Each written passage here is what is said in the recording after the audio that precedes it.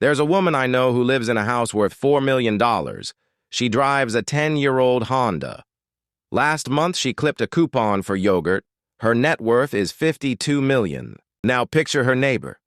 Different house, similar zip code, leased G-Wagon in the driveway. Rolex on the wrist, posts in Dubai every 6 weeks. You'd bet your savings he's richer. You'd lose. He's in debt up to his neck. She owns 3 commercial buildings outright. This is the thing nobody tells you about generational wealth. It doesn't announce itself. It hides. And the people who actually have it behave in ways that look almost boring from the outside until you understand what you're looking at. By the end of this video, you're going to notice things you've been walking past your entire life. The small tells, the micro behaviors, the quiet signals that separate someone who's renting the appearance of wealth from someone whose great-grandkids will never work a day they don't want to. And I'll tell you which one is the most dangerous to miss. But first, let's get into it. The first signal is the one that hides in plain sight. It's how they talk about time. Watch the language carefully. People playing the short game talk about this year, this bonus this quarter, this trip. People playing the long game talk in decades, not because they're pretentious, because that's the actual unit they think in. I had coffee with a guy whose family owned a textile business for 4 generations. I asked him what his financial goal was. He didn't say a number. He said, "I want my grandson to inherit something harder to destroy than what I inherited." That sentence rearranged something in my brain. Morgan Housel writes about this in The Psychology of Money, that the real edge isn't intelligence, it isn't even income, it's time horizon. The longer you can wait, the less competition you have, because almost nobody can wait. The second signal, they are obsessed with ownership, not income. Most people chase the paycheck, bigger salary, better title, fancier benefits. And look, there's nothing wrong with a high income. A high income is how you start the game, but it's not how you win it. The families with real, multi-generational wealth built it on things they owned: land, equity, businesses, royalties, buildings, shares. Not because those things are glamorous, because those things keep working when you stop. Here's the reframe that hits hardest. A salary dies the moment you do. An asset outlives you. That's the whole difference. A 28-year-old software engineer I mentored was earning $185,000. Felt rich, felt unstoppable. 3 years later, layoffs hit. He had savings, but zero ownership in anything. Another guy in his cohort made less, maybe $110,000, but spent 5 years buying small chunks of index funds and a duplex in Phoenix. Guess who panicked during the layoff? Guess who didn't? Income is rented, ownership is yours. The third signal is weirder, and you'll miss it if I don't point it out. Watch what they don't upgrade. The truly wealthy person will spend $50,000 on something you can't see. A tax attorney, a trust structure, a private health consultant, and then drive the same car for 12 years. The person faking wealth does the opposite. They upgrade everything you can see, watch, car, handbag, neighborhood, and underfund everything you can't. The retirement account, the insurance, the estate plan, the emergency fund. There's a reason old money looks understated. It's not a style choice. It's a survival strategy. When your wealth is real, you have nothing to prove. When your wealth is fake, proving it is the whole job. Let me land that one. If you ever notice someone casually mention they haven't bought a new car in a decade, and in the next breath they mention their estate attorney, pay attention. That's not cheap, that's rich. The fourth signal is how they raise their kids around money. This one shocked me the first time I saw it.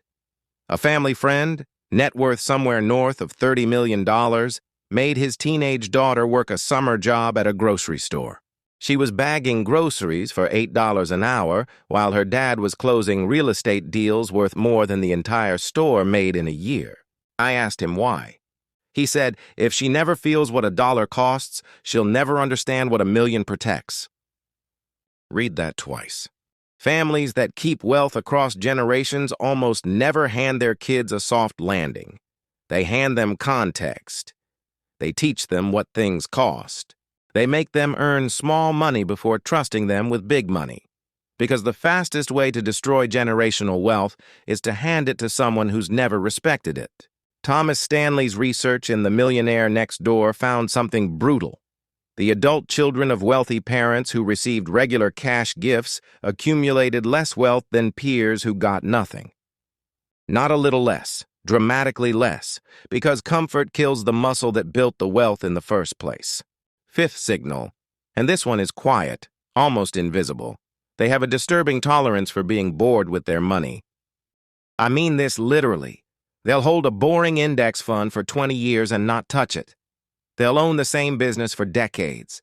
They'll keep the same savings account their grandmother opened at a credit union in 1974 because why change something that works? They are not chasing.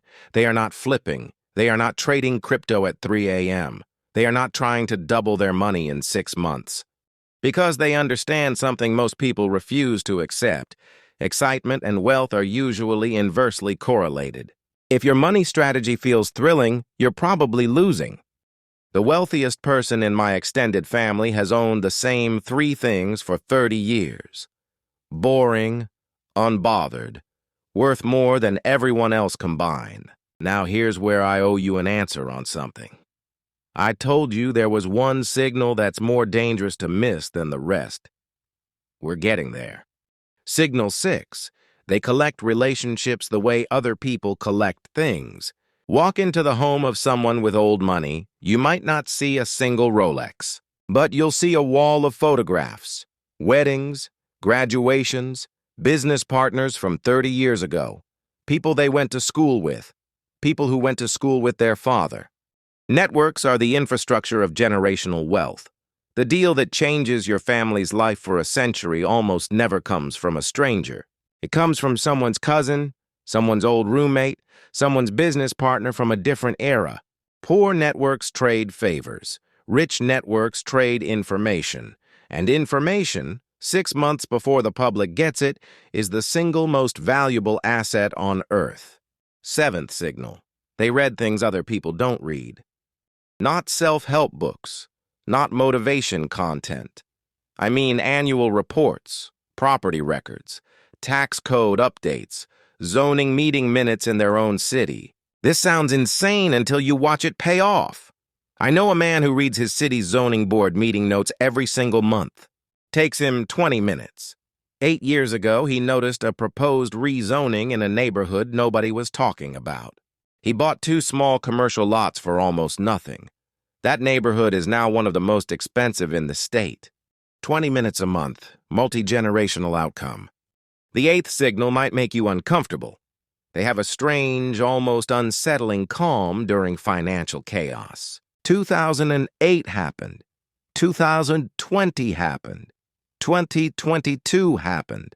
Markets crashed. People panicked. And a certain type of person just didn't.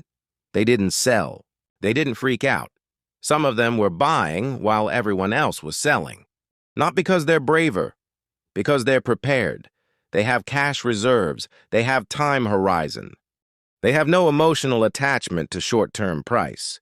When you have all 3, a crash isn't a crisis. It's a sale. This is the part almost nobody talks about in personal finance. The rich stay rich not because they're smarter during good times. They stay rich because they don't break during bad times. Signal 9. They treat taxes like a language to learn, not a punishment to suffer. The average earner looks at taxes as something that happens to them. The wealthy look at taxes as a system to navigate. Legally, ethically, deliberately. They know the difference between ordinary income and long-term capital gains. They know what a Roth conversion is. They know why real estate is so powerful. They know what a trust can do that a will can't. None of this is secret. It's just boring enough that most people never bother to learn it. And that right there is the moat. Now, the most dangerous signal to miss. The one I promised you.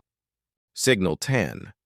They make decisions based on who they want their family to be in 80 years, not who they want to be in 8 months. This is the real unlock. Every rich family I've studied, and I've studied a lot of them, has one thing in common. Somewhere in their history, one person made a decision that benefited nobody in their lifetime. Somebody bought the land. Somebody started the business. Somebody sat down and wrote the first will. Somebody taught their kid to invest instead of spend. That person didn't live long enough to see the payoff. That was the entire point. Generational wealth isn't built by people trying to get rich. It's built by people trying to become an ancestor worth inheriting from. And this is where I want to land honestly with you. If you're watching this and you didn't come from money, listen carefully. You are not behind. You are first. You are the person at the start of the chain. Every generational fortune started with somebody exactly where you are right now, making the first boring, unglamorous decision nobody celebrated at the time. Your great-grandkids don't need you to go viral. They need you to start. If this video shifted something for you, stay subscribed. The next one gets into financial wealth. I'll see you there.